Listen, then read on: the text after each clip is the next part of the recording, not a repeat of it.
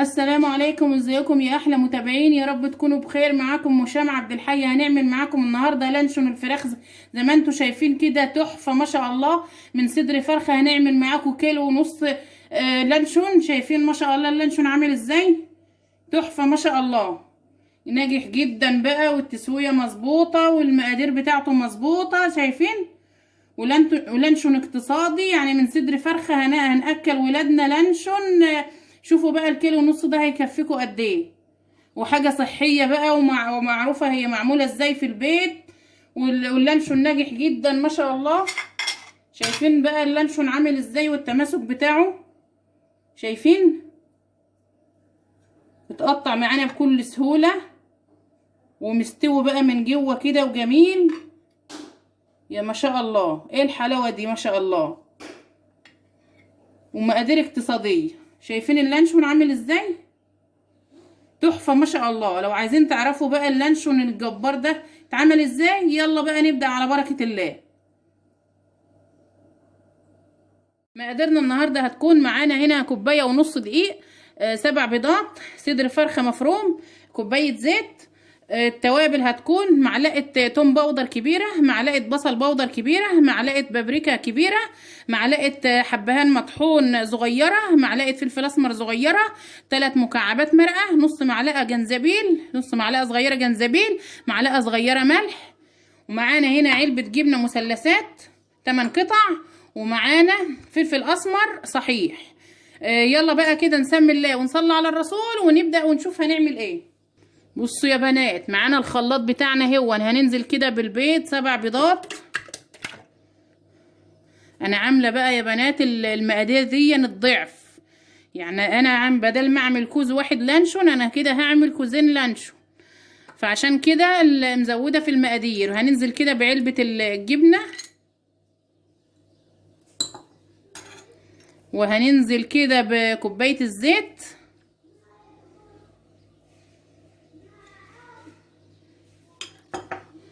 وهننزل بقى بالتوابل اللي احنا قلنا عليها كلها.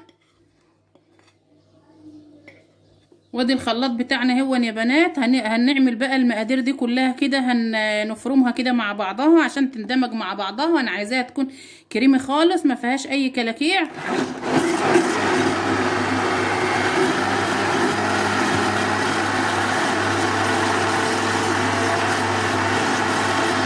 بعد ما فرمنا كده المقادير كلها كده مع بعضها زي ما انتوا شايفين كده بقت بالشكل ده، هننزل بقى كده بالفراخ بتاعتنا. الفراخ دي صدر يا بنات، صدر واحد انا جبته كده وفرمته على القطعه بتاعه الخلاط عشان انا عايزاه يكون كريمي خالص زي ما انتوا شايفين كده ناعم.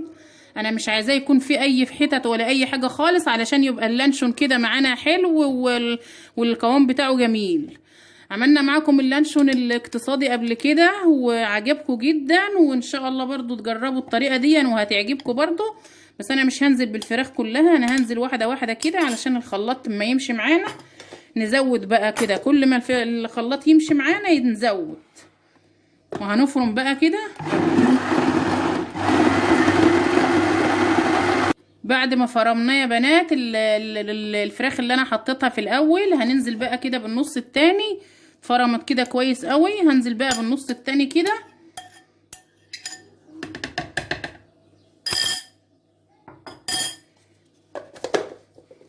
وهنفرم بقى كده بقية الفراخ.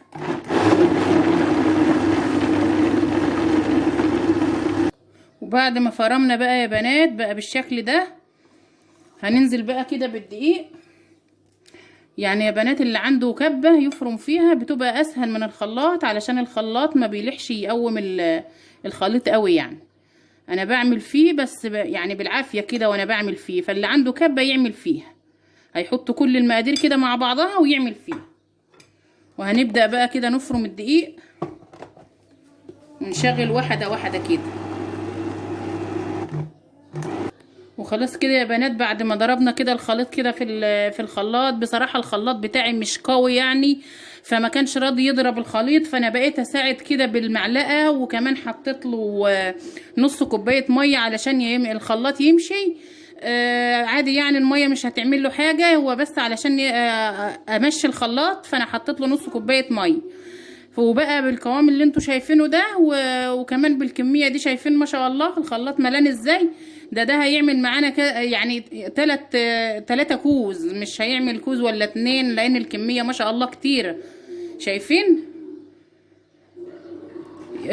معانا هنا بقى الفلفل الاسمر ده بقى اختياري، اللي عاوز يحطه.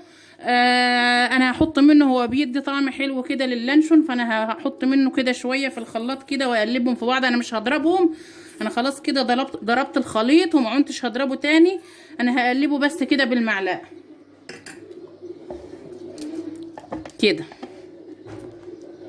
الكميه يا بنات اللي انتوا عاوزينها تحطوه.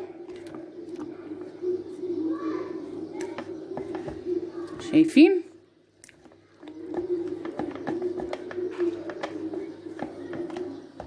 ورجعنا لكم تاني، وجبت اهو الكياس اللي هنحط فيها الخليط بتاعنا. انا ربطت الكيس كده من ورا عقده صغيره كده، وهنبدا بقى كده علشان نعبي فيها الخليط. ومعانا الكوبايه هي اللي هنحط فيها الكيس علشان بس ما يوقعش مني وانا بعبي. وهنبدا كده نفضي ونقول بسم الله.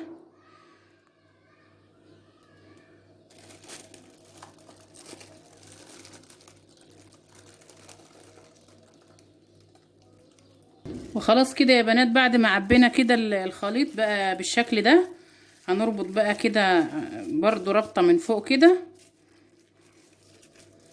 على قد ما نقدر كده.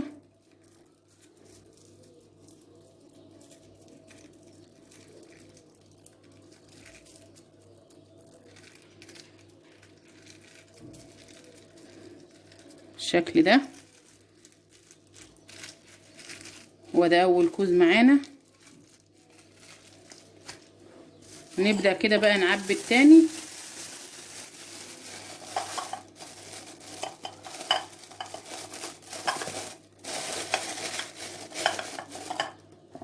بسم الله. القوام بتاعه تقيل شوية علشان عليه فراخ، الفراخ بتقله شوية زي ما انتوا شايفين كده.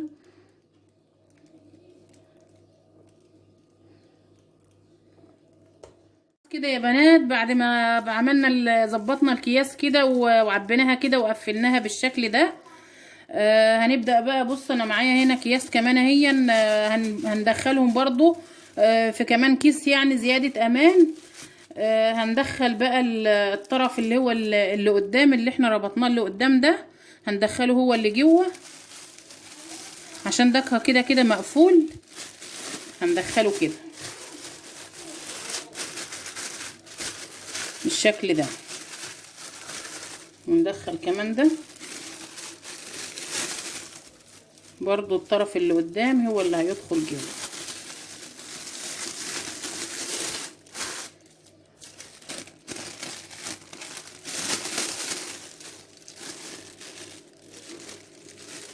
كده. هو الطرف ده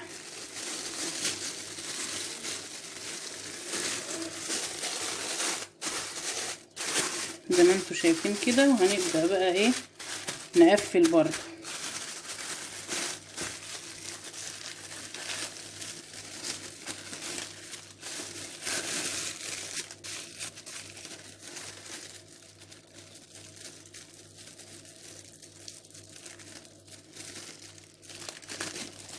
كده، ونسيب له برضو كده مكان عشان ايه اللانشون بيزيد لما بيجي يستوي.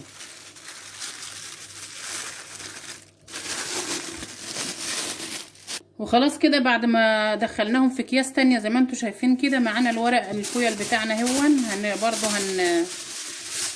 هنربطه كده زي ما عملنا في الفيديو التاني. واللي ما عندوش ورق فويل يدخله في الكياس كده عادي يا بنات، مش هيجرى له اي حاجه.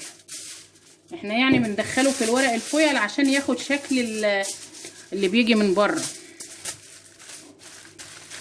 زي ما انتوا شايفين كده. نطبق عليه كده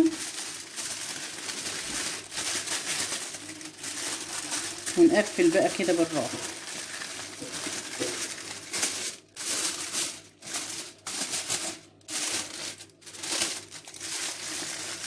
بالشكل ده.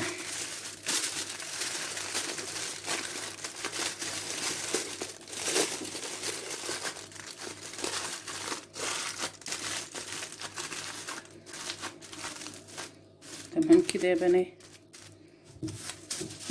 كمان ورقة برضو عشان الورقة دي لو فكت. شوفوا كده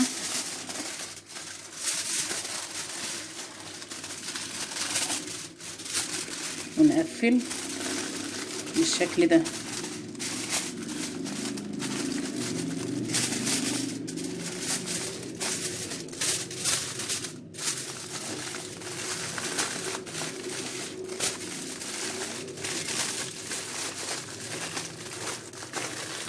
شايفين كده تمام قوي. واقفل كل بقى الأكياس دي بنفس الشكل كده. وخلاص كده يا بنات، بعد ما غلفناهم بقى بالشكل ده، يلا بقى كده نروح على البوتاجاز. انا حطيت حلة مية والمية بدأت تغلى، فيلا بقى نروح على البوتاجاز كده عشان ننزلها. زي ما انتوا شايفين كده يا بنات، المية بتاعتنا هي بدأت تغلى. هي هنقول بسم الله كده وننزل بقى فيها اللانشون الجميل بتاعنا ده. بسم الله.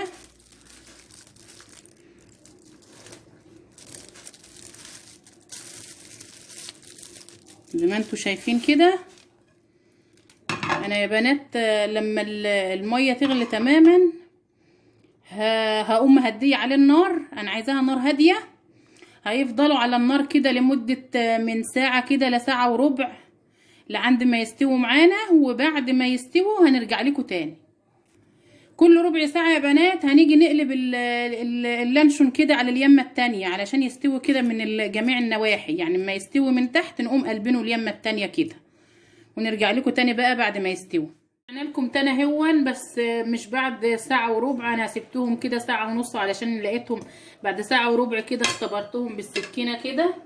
لقيتهم لسه طراي، فسبتهم كمان ربع ساعة. فكده بعد ساعة ونص هون احنا كده هنطلعهم بقى. وبعدين هسيبهم كده بقى على الرخامة كده في المطبخ يهدوا شوية كده، علشان يهدوا شوية كده. وبعد كده هدخلهم التلاجة كده لمدة ساعة.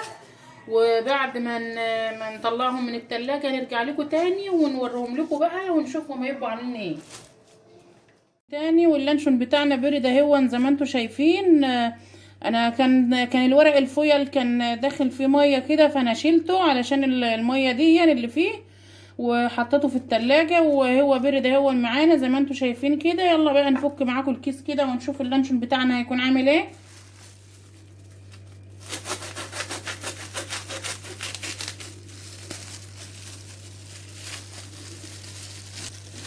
ادي بقى اللانشون بتاعنا ما شاء الله زي ما انتوا شايفين كده. وخلاص كده يا بنات بعد ما قطعناه بقى زي ما انتوا شايفين كده اللانشون بتاعنا ما شاء الله جميل وناجح. شايفين ما شاء الله. شايفين اللانشون بتاعنا عامل ازاي؟ تحفة ما شاء الله. يعني من صدر فرخة واحد عملنا الكمية دي كلها. الكمية دي تطلع لها كيلو ونص لانشون زي ما انتوا شايفين كده. ولانشون متماسك بسم الله. شايفين اللانشون؟